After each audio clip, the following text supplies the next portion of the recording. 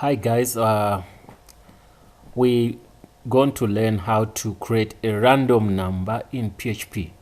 So let's quickly jump into it.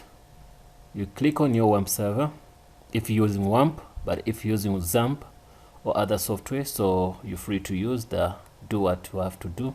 So you go to your WAMP, then you go to www directory, then you have this folder. We're going to use the folder called P, but anyway we have to go to use our Notepad++. You open a new file and we're going to call PHP.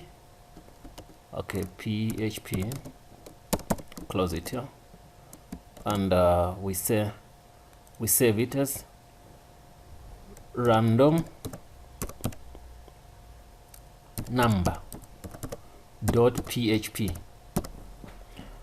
Then we save it, then we just say echo random, then we close this. This is just for test our page. We go to look for www direct, we say localhost, and we say p/randomNumber.php. Yes, it says random. Okay, anyway, that's good. So we're gonna delete this. We say rand equals to, we use a function called rand, then we open close. Here we put, maybe we want to create a random number from 0 to 6. Then we save, and we come back here and we say print some. I love using echo. Then we come here, putting in this in here. If you want to, you can say, you can comment here, it generates numbers from 0 to 6. So let's test this. We try to use a random number. No, where did we go?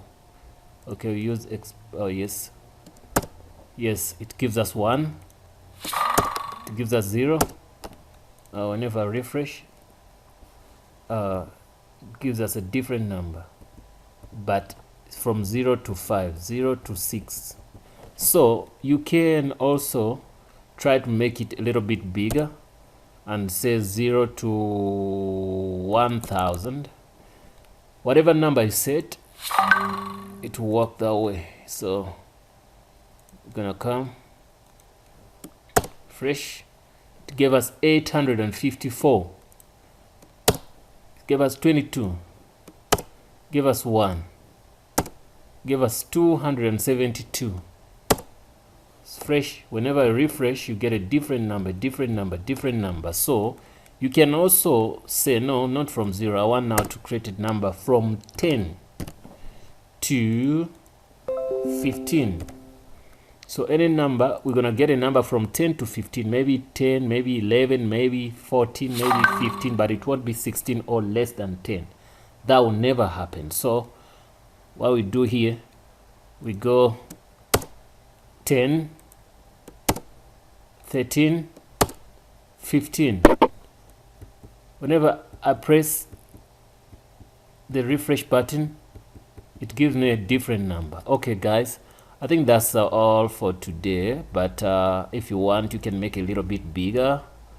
You include what we call HTML tag here called h1 if you want to see this to be something like big, and call it h1 here, and put this also.